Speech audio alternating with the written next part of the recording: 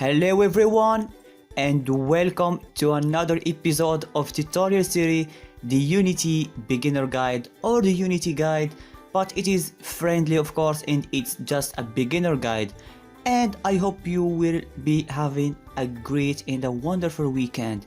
If you do, I hope you to be happy all the day and to be happy to watch my tutorial. If you're not, don't worry, it will be better guys. Just never give up and keep believing in yourselves. So let's get started in this episode, and today we are going to start finally learning about coding, programming. I don't know how to say it but basically we are going to start doing something really basic because we are just starting to learn stuff by step I mean. So in here in my Unity I created a folder and I named it script in the last episode. It's easy really guys. Here in this project window, all you have to do is right click and create a folder, give it any name that you want, but for the sake of organization I'm naming my folder here script, and inside my folder I created a script named test. All you have to do again is just right click and you go to create and you create a C# script and you name it however you want. But one thing that you need to make sure about, you need to write the first word in uppercase and not lowercase, because look what will happen. This is the first step you need to learn guys about making scripts in Unity. So when you make a script, make sure your name has an upper case and from the beginning. So why you need to do this?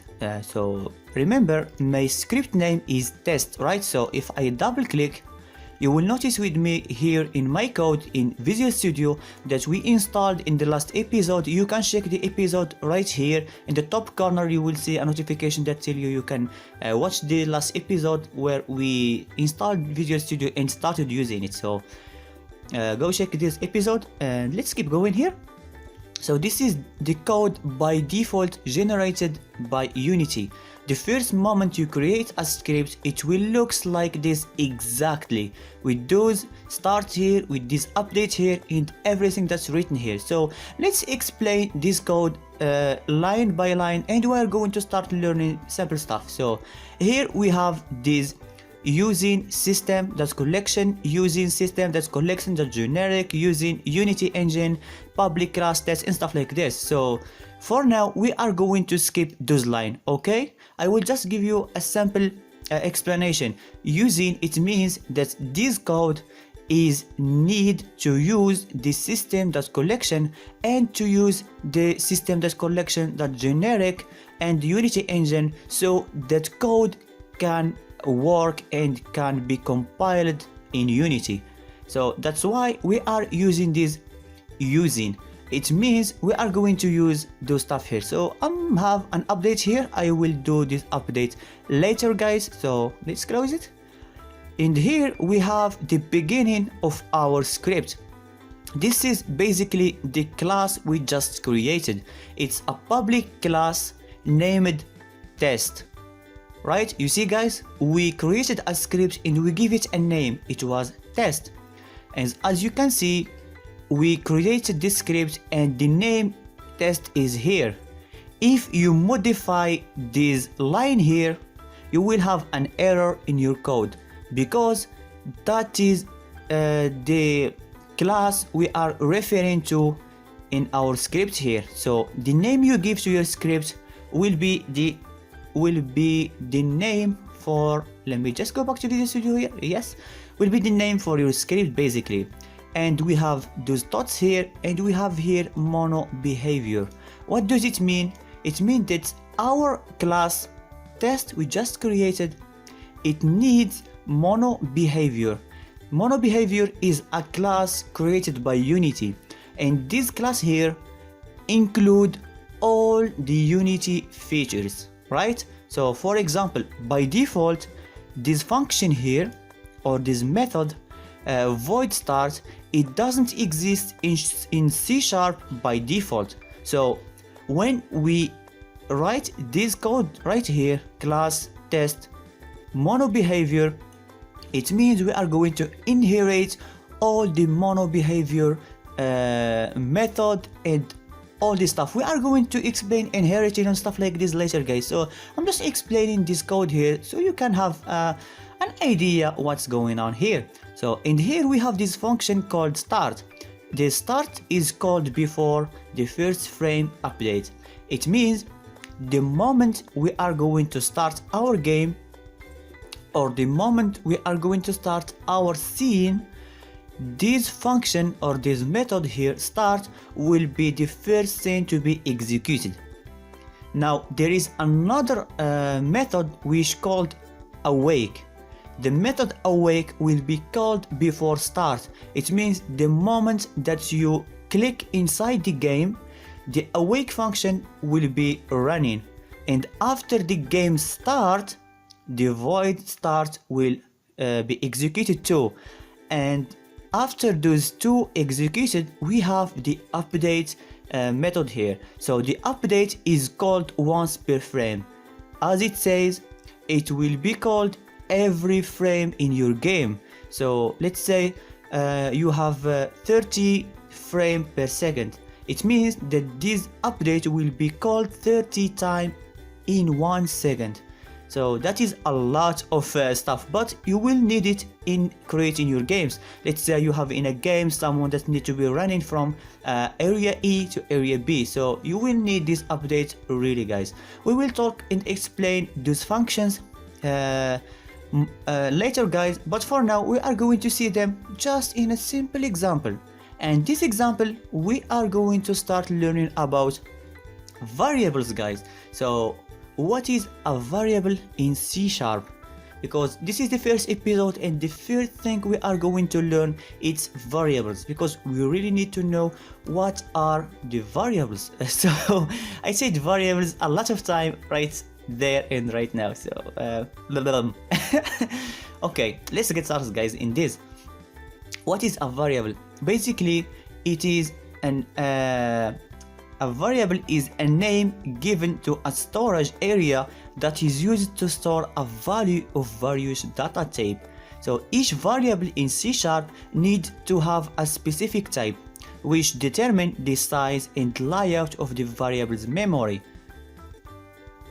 In English, it means that a variable is something that you create and you give it a name so that you can store a data inside of this variable. Let's say you have a box, alright, and you have 4 boxes, and now you want to store, let's say, t-shirts, you want to store potatoes, you want to store tomatoes, and you want to put, let's say, a PC in one of those boxes. Now you have the boxes, they are all the same, they have the same color and everything. What can you do to make a difference between each boxes? You give them names, right, guys? So that is exactly what we are going to do here. So in Unity or in C# in general, you need to give your variable a name and a type. Now we learned about names, right? So we know we need to name anything, but there is also a type. So let's say, and give another example. I will try to put pictures to you in the video so you can try to imagine it, okay, guys? So now you need to give your variable a type. So what is a type? Let's say that you have soda and you have, let's say, bananas and you have hot potatoes and stuff like this. So those 3 variables, right? Let's call them variables. They are of different type, right? We have soda as a liquid, we have banana as a fruit, and we have potatoes as a vegetable and stuff like this. So in our daily life, everything that we use is a type and have a name. So let's say this is a chair, it's a type of wood, right? So this is a chair created out of wood and stuff like this. So here in Unity, in C#, variables, they have a name and a type. So let's get started in creating our first variable. Now variables, there are a lot of type of them. but mainly in this episode we are going to explain just 3 of them for now, or 4. Let's explain 4 of them for now. So the first one is int. Now int, it means integer. The second one is float. Let me just write this. So float. And the third one is string, like this. And the last one, I don't think we will need it a lot, but let's do this. It's car. It's for character. So we have here 4 type of variables.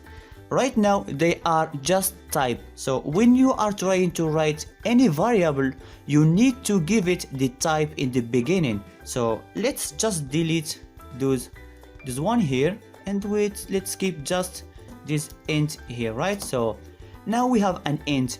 This is an integer. An integer is a variable where you can store numbers. So numbers like 1, 2, 3, 4.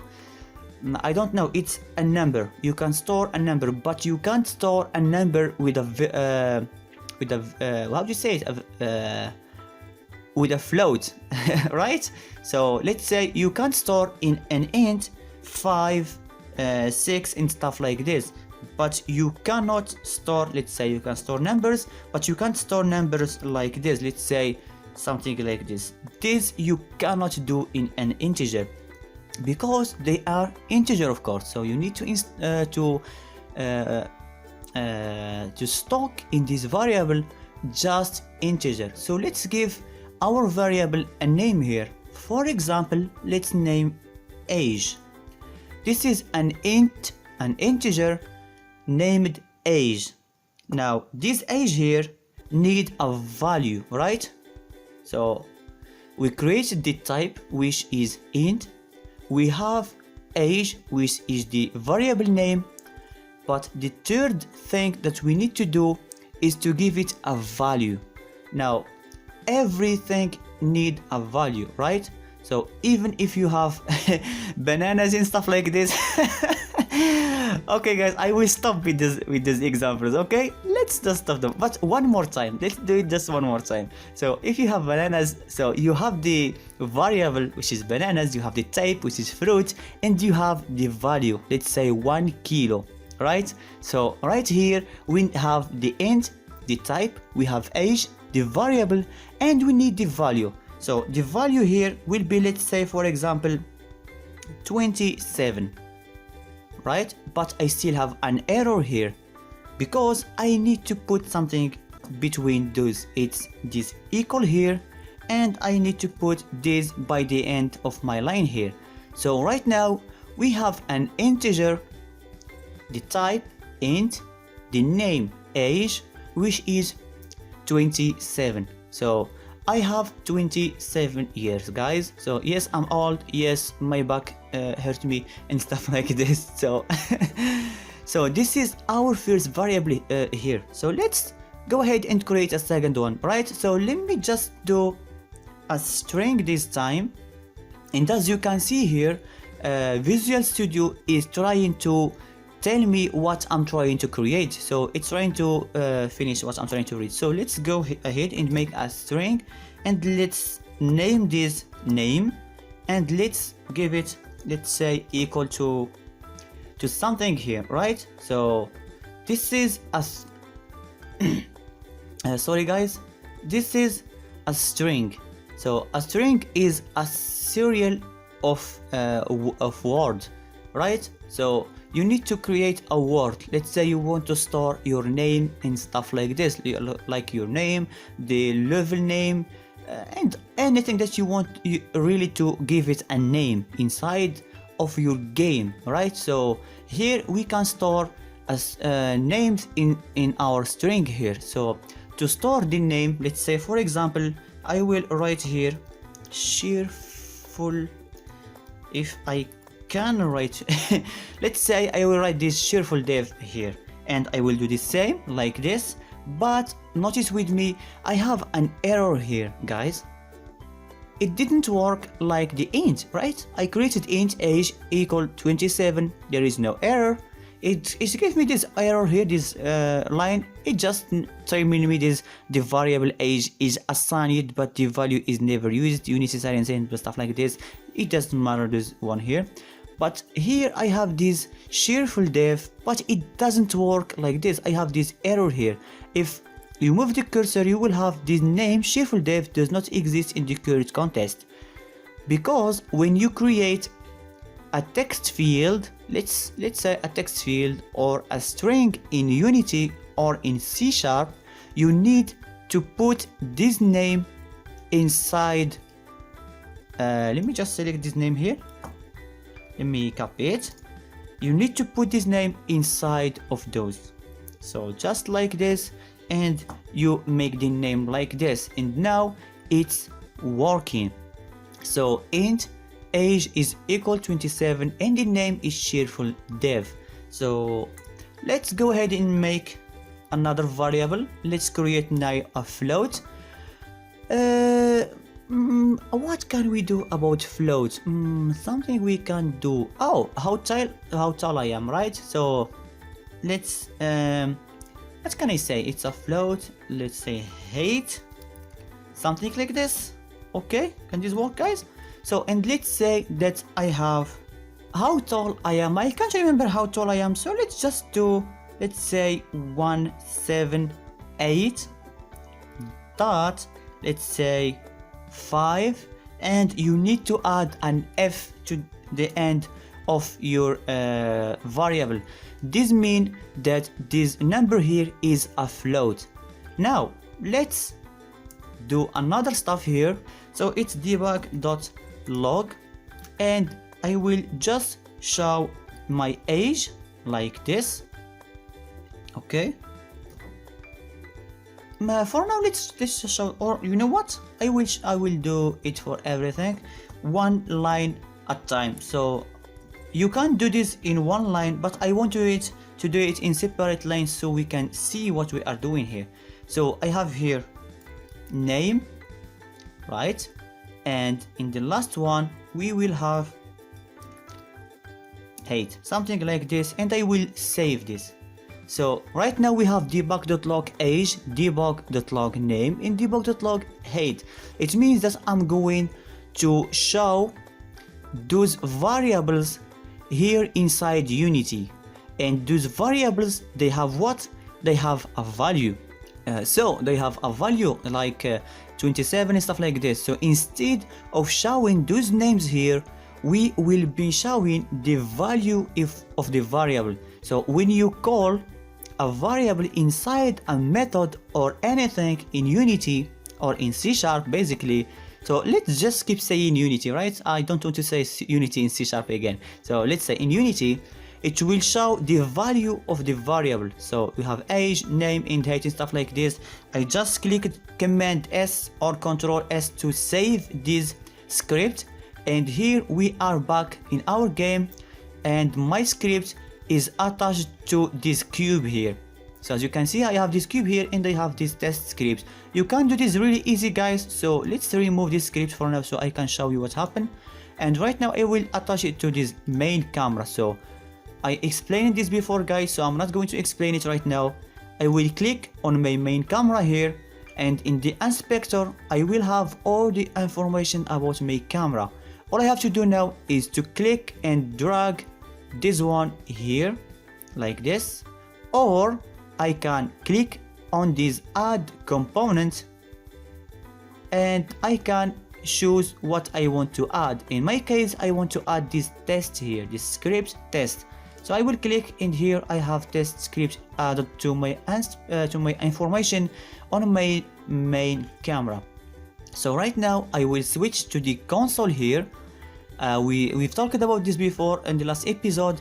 The console is where we are going to see the messages that we are going to debug, right? So here we have those debug.log and stuff like this. It means all the 3 messages will be showing inside my console here. So when I click play, notice what we will read here. We have 27, Cheerfuldev, 78.5. So all the variables has been showing up one after another inside my console here. So that is really cool, guys, right? So imagine with this sample code here, what you can do in Unity. You can basically do anything that you want. This is the baby step of learning variables. So I hope to see you guys in the next episode, and we are going to learn more and more stuff and more amazing stuff about Unity and how we can use them. And when we finish like 5 or 6 episodes of this basic stuff, we are going to start using them into creating a character in Unity and moving our character, guys, and jumping around and stuff like this. So I hope to see you guys in the next episode. Subscribe if you didn't do yet, subscribe it, and like if you do like what we do, and I see you in the next episode. Love you guys.